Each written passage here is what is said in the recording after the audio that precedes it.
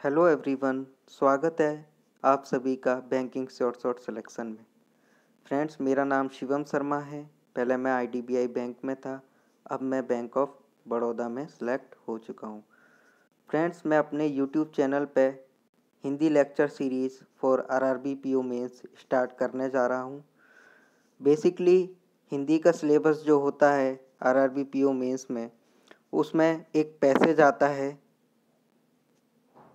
जिसे हम कॉम्प्रिहेंशन भी कहते हैं इंग्लिश में। उसमें 8 से 10 क्वेश्चन आते हैं। बाकी पर्यायवाची आते हैं, अनेक शब्दों के लिए एक शब्द आते हैं, विलोम आते हैं, रिक्त स्थान आते हैं जिसे हम फिल इन द ब्लैंक्स कहते हैं, एंड गद्यांश आता है जिसे हम इंग्लिश में क्लोज टेस्ट कहते हैं। सो मैं हर लेक्चर में बारी बारी से ये सारी चीज़ें कवर करूँगा। Around 40-50 lecture RRB PO mains तक मैं आप लोगों के लिए अपने चैनल पर अपलोड करूँगा। तो कृपया आप इन्हें रिवाइज करिए एंड प्लीज़ शेयर करिएगा हर किसी के साथ जो भी मेंस एग्ज़ाम में हिंदी सेलेक्ट करेगा। सो फ्रेंड्स, इस वीडियो में हम करेंगे पर्यायवाची शब्द और अनेक शब्दों के लिए एक शब्द, एंड एक हम इसमें गद्यांश करेंगे, क्लोज टेस्ट। सो अब स्टार्ट करते हैं। सो पहला वर्ड है अंक। अंक मतलब संख्या, गिनती, क्रमांक, निशान, चिन्ह और छापा। सो इसे आप पढ़ सकते हैं अगेन एंड अगेन। अंकुर। अंकुर माने कांपल, अंकुआ, कल्ला, नवोद्भिद, कलिका और गाभा।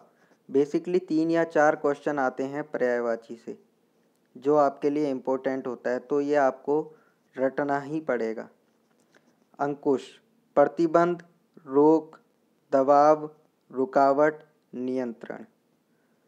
अंग अवयव, अंश, काया, हिस्सा, भाग, खंड, उपांश, घटक, टुकड़ा, तन, कलेवर, शरीर और देह। सो ये आपको याद रखना पड़ेगा।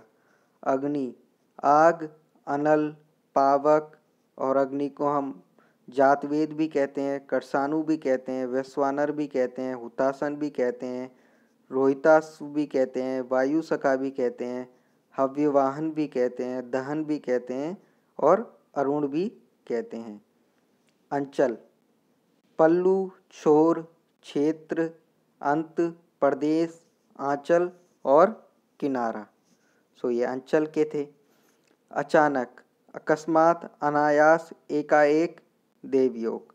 अकस्मात, अनायास, एकाएक, देवयोग। अटल अडिग, स्थिर, पक्का, जो अपने इरादों पे अटल हो। अटल दृढ़, अचल, निश्चल, गिरी भी कहते हैं, शैल भी कहते हैं और नग भी कहते हैं। अटकेली कौतुक, क्रीड़ा, खेलकूद, चुलबुलापन, उछल कूद, हंसी मजाक। अमृत अमीय, पीयूष, अमी, मधु। सोम, सुधा, सुरभोग, जीवनोदक और शुभा। शुभा भी अमृत को कहते हैं। अयोग्य अनर्ह, योग्यताहीन, नालायक, नाकाबिल। सो अयोग्य का याद रखिएगा, अनर्ह भी होता है, बाकी योग्यताहीन, नालायक, नाकाबिल सबको पता है। अभिप्राय अभिप्राय मतलब ही होता है उसका मतलब। सो प्रयोजन, आशय, तात्पर्य, मतलब, अर्थ। सो मंतव्य भी याद रखिएगा, मनसा भी, उद्देश्य भी और विचार भी। मंतव्य थोड़ा अलग है। अर्जुन भारत, गुडाकेश, पार्थ, शस्त्रार्जुन, धनंजय। सो अर्जुन के मतलब है भारत भी है, गुडाकेश भी है, पार्थ भी है। अवज्ञा अनादर, तिरस्कार, अवमानना, अपमान, अवहेलना, तौहीन। सो आप याद रखिएगा कि तौहीन एक उर्दू वर्ड होता है। सो अवज्ञा याद रखिएगा, अवज्ञा माने तौहीन, अपमान। अश्व घोड़ा, तुरंग, है, बाजी, सैंधव, घोटक, बछेड़ा। बछेड़ा भी मतलब घोड़ा ही होता है। रविसूत और अर्धा। रविसूत और अर्धा ये अश्व के मतलब घोड़ा के होते हैं। असुर, रजनीचर, निशाचर, दानव, दैत्य, राक्षस, धनुज, यातुधान, तमीचर। सो असुर का हो गया आपका रजनीचर, निशाचर। निशाचर भी हम राक्षस को ही कहते हैं। अवरोध, रुकावट, विघ्न, व्यवधान, अड़ंगा। ये तो सरल है। अतिथि, मेहमान, पहुना। पहुना भी हम मेहमान को ही कहते हैं। अभ्यागत भी मेहमान को। सो जो वर्ड ऐसे होते हैं उनको स्पेशली आप याद रखिए। आगंतुक, आगंतुक भी हम मेहमान को ही कहते हैं। अतीत, अतीत माने पूर्व काल, भूतकाल, विगत, गत, जो पुराना हो चुका है। अनाज, अन्न, शस्य, धान्य, गल्ला, खाद्यान्न। सो प्लीज़ अनाज में आप याद रखिएगा शस्य और धान्य को, बिकॉज गल्ला, खाद्यान्न और अन्न कोई भी समझ जाएगा। अनाड़ी, अनजान, अनभिज्ञ, अज्ञानी, अकुशल, अदक्ष, अपूट, मूर्ख, अल्पज्ञ, नौसिखिया। सो अदक्ष, अपटू और आप अनभिज्ञ को याद रखिएगा, ये अनाड़ी और अनजान के होते हैं। अनार, सुनील, वल्कफल, मणिबीज, बिदाना, दाड़िम, रामबीज, सुखप्रिय। सो अनार के याद रखिएगा, ये थोड़ा अलग हैं। अनिष्ट, अनिष्ट के सरल हैं अमंगल, हानि, अहित, अपकार, बुरा, नुकसान। अपकार याद रखिएगा, अपकार माने होता है बुरा, नुकसान, अनिष्ट। अनुकंपा, अनुकंपा सरल है दया, कृपा, करम, मेहरबानी। अनुपम, अनुपम माने अनोखा, सुंदर, अतुल, अपूर्व, अद्वितीय, अद्भुत, अनूठा, विलक्षण और विचित्र। विचित्र प्रतिभा वाला इंसान है तो अनुपम है। अनुसरण, नकल, अनुकृत, अनुगमन। सो अनुसरण में याद रखिएगा कि वो उसका अनुसरण करता है, मतलब नकल करता है, लेकिन अनुकृत और अनुगमन को आप याद रखिएगा कि ये भी उसी के पर्यायवाची हैं। अपमान, अनादर, उपेक्षा, निरादर, बेइज्जती, अवज्ञा। अवज्ञा याद रखिएगा, ये अलग है। तिरस्कार और अवमान। अपमान का माने में होता है अवमान भी होता है। अप्सरा, परी, देवकन्या, अरुण प्रिया, सुखय नीता, देवांगना, दिव्यांगना और देववाला। अभय, निडर, साहसी, निर्भीक, निर्भय और निश्चिंत। अभय, जिसको कोई डर ना हो। अभिजात, कुलीन, सुजात, खानदानी, उच्च, पूज्य, श्रेष्ठ। अभिजात माने जो पूज्य होता है, ऊंचे खानदान से जो पूजनीय होता है, जैसे पहले गांव में होते थे उसी से रिलेटेड है। अभिज्ञ, जानकार, विज्ञ, परिचित, ज्ञाता। जो जानकार इंसान होता है उसे अभिज्ञ कहते हैं, विज्ञ कहते हैं। अभिमान, गौरव, गर्व, नाज, घमंड, दर्प। दर्प याद रखिएगा अभिमान का होता है, स्वाभिमान पता ही है। अस्मिता, अहम, अहंकार, अहमिका याद रखिएगा। मिथ्याभिमान और मान और दंभ। दंभ भी याद रखिएगा अभिमान कि बहुत दंभ भर रहा है। अभियोग, दोषारोपण, कसूर, अपराध, गलती, आक्षेप। आक्षेप माने भी अपराध, कसूर होता है। अभियोग बोलते हैं ना, अभियोग, महाभियोग लगा दिया। आक्षेप, आरोप, दोषारोपण और इल्जाम। अभिलाषा, अभिलाषा माने इच्छा, कामना, मनोरथ। इहा इप्सा, इहा इप्सा याद रखिएगा, लालसा, मनोकामना पता ही है। अभ्यास, रियाज, पुनरावृत्ति, दोहराना और मशक। मशक याद रखिएगा प्लीज़, बहुत इंपॉर्टेंट है। अभ्यास, मशक अलग है ये थोड़ा। अमर, मृत्युंजय, अविनाशी, अनस्वर, अक्षर, अक्षय। अमर का याद रखिएगा जो कभी ना मरे। मृत्युंजय, अविनाशी, अक्षर, अक्षय और अनस्वर। अमीर, धनी, धनाढ्य, संपन्न, धनवान, पैसे वाला। अनंत, असंख्य, अपरिमित, अगणित, बेशुमार। जिसको गिना नहीं जा सके, जो बहुत ज़्यादा हो। असंख्य, अपरिमित, अगणित, बेशुमार। अब फ्रेंड्स हम कुछ देखेंगे वाक्यांशों के लिए एक शब्द जिसे हम इंग्लिश में वन वर्ड सब्स्टिट्यूशन कहते हैं। हाथी हाँकने का लोहे का हुक, सो उसको हम अंकुश कहते हैं। जिसको गोद में स्थान मिला हो उसे हम अंकस्त कहते हैं। सॉरी, हाँ, जिसको गोद में स्थान मिला हो अंकस्थ। गोद में सोने वाली स्त्री अंक साइनी, अंक साइनी। जनाई के साथ अंक को तानना, सो इसे अंगड़ाई कहते हैं, ये पता ही है सबको। शरीर के किसी हिस्से का टूटना अंगभंग। अंडे से उत्पन्न होने वाला अंडज।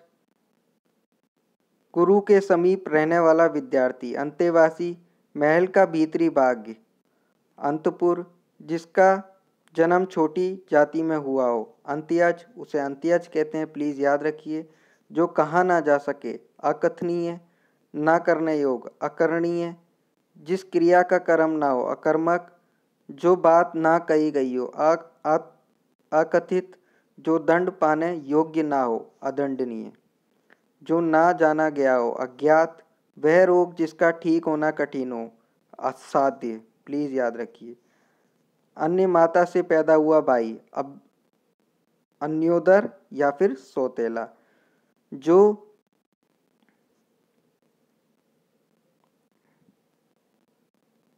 अभियोग, जो शिकायत करे, ओके, अभियोगी, जो शिकायत करे अभियोगी। जो दूसरे के बलबूते पर हो अप्रबल। जो बिना ढका हो अनावृत। जो दूसरों से संबंधित ना हो अनन्य। जो व्यवहार में न लाया गया हो अव्यवहृत। पूरे जीवन में आजीवन। जो पान करने योग्य नहीं हो अपेय। वास्तविकता से अधिक धन का ग्रहण न करना अपरिग्रह, अपरिग्रह। आवश्यकता या उचित मात्रा से अधिक खर्च करने वाला अपव्ययी, अपव्ययी। जिसका अस्तित्व अल्पकाल तक रहे अल्पकालिक। जिसके पास कुछ ना हो अंकिंचन। मल्लयुद्ध का स्थान अखाड़ा। जो खाने योग्य ना हो अखाद्य। पूर्व और दक्षिण का कोना अग्निकोण। आगे का विचार करने वाला अग्रसूची। बड़ा भाई जिसका जन्म पहले हुआ हो उसको हम अग्रज कहते हैं। जिस पर अभियोग लगाया गया हो अभियुक्त। जिस व्यक्ति का कोई अंग टूटा या खराब हो अपंग। जिसका बाद में जन्म हुआ हो अनुज। जिसका खंडन ना किया जा सके अखंडनीय। जो गिना ना जा सके वो होता है आपका अगणित। जिसकी गिनती प्रमुख व्यक्तियों में हो अग्रणी। जिसका ज्ञान इंद्रियों द्वारा ना हो सके अगोचर। जिसकी चिंता ना हो अचिंतन, अचिंत्य सॉरी। जो छुआ ना गया हो अछूता। जो जीता ना जा सके अजय। जिसका कभी जन्म ना हो अजन्मा। जिसका कोई शत्रु उत्पन्न ना हुआ हो उसको हम अजात शत्रु कहते हैं। जिसकी समता ना हो सके या जिसकी तौल ना हो सके अतुल। सीमा का अनुचित उल्लंघन अतिक्रमण। जिसके आने की तिथि ज्ञात ना हो अतिथि। आवश्यकता से अधिक वर्षा अतिवृष्टि। किसी बात को बढ़ा चढ़ाकर कहना उसे हम कहते हैं अतिशयोक्ति। सो फ्रेंड्स, इसको आप बार बार रिवाइज करेंगे तो ये आपको याद हो जाएगा। इसमें से 2 या 3 क्वेश्चन इसमें से भी आते हैं। कुल मिला के कहने का मतलब ये है 30 नंबर का आपका पैसेज वगैरह ये सब आता है, जिसमें आपका रिक्त स्थान, क्लोज टेस्ट, गद्यांश वगैरह आते हैं और पर्यायवाची अनेक शब्द विलोम वगैरह 8 या 9 नंबर का कुल मिला के आता है। लेकिन इससे पढ़ने का आपको ये फ़ायदा होता है कि जो आपका गद्यांश, क्लोज टेस्ट और पैसेज में कोई शब्द होते हैं उसमें आपकी पकड़ अच्छी बन जाती है। सो हम आगे के पार्ट्स में भी इन्हें आगे करेंगे। फ़िलहाल के लिए आप इतना देखिए। अब आप हम आगे चलते हैं और उसमें एक गद्यांश देखते हैं।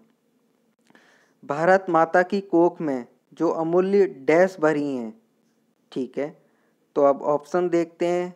वर्तियाँ, मूर्तियाँ, करतियाँ या निधियाँ।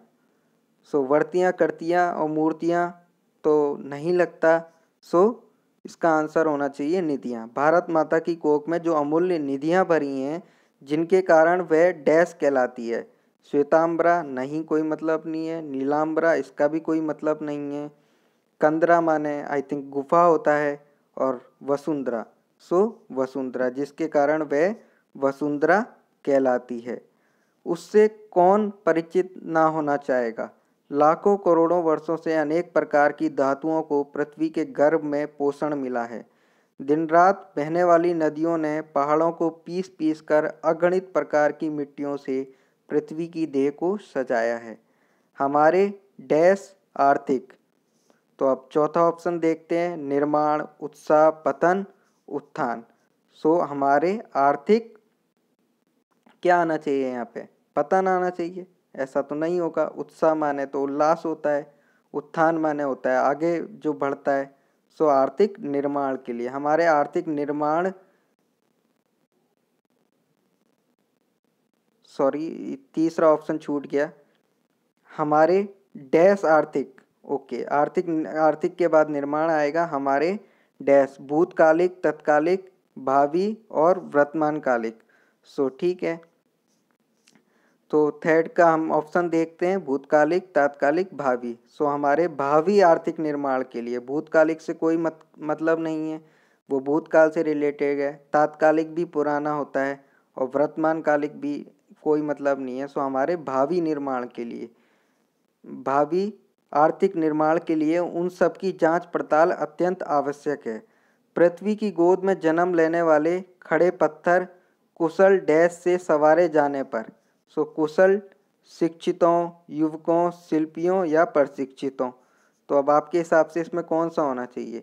शिक्षितों से कोई मतलब नहीं है, वो एजुकेटेड से रिलेटेड है। युवकों माने युवा, प्रशिक्षितों माने जो सीखा हुआ हो, तो शिल्पियाँ। हमारे पृथ्वी की गोद में जन्म लेने वाले खड़े पत्थर कुशल शिल्पियों से सवारे जाने पर अत्यंत डैश का प्रतीक बन जाते हैं। सौंदर्य, गौरव, समृद्धि, विशालता। अत्यंत समृद्धि का प्रतीक बन जाते हैं। नाना भांति के डैश, नाना मतलब बहुत तरह के, नाना भांति के डैश नग विंध्य की नदियों के प्रवाह में सूर्य की धूप से चिलकते रहते हैं। नाना भांति के। अब 7 नंबर देखते हैं हम, विशाल, आकर्षित, अनगढ़ और भौतिक।